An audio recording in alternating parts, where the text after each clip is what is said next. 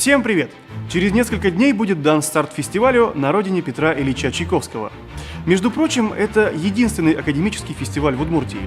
Из года в год его участниками становятся самые яркие исполнители классической музыки. В том году, к примеру, приезжал Дмитрий Хворостовский. Помимо него, конечно же, было еще очень много крутых музыкантов.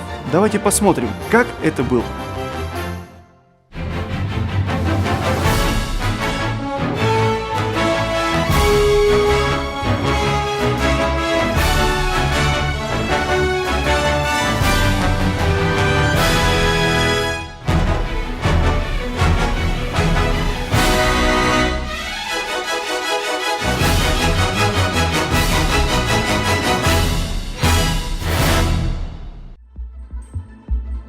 Программа 57-го фестиваля будет насыщенной. В числе участников и признанные мэтры, и звезды нового поколения. Более подробную информацию вы сможете узнать на сайте Удмуртской государственной филармонии. А откроет 57-й фестиваль имени Петра Ильича Чайковского дуэт самых востребованных пианистов мирового уровня Александр Гиндин и Борис Березовский.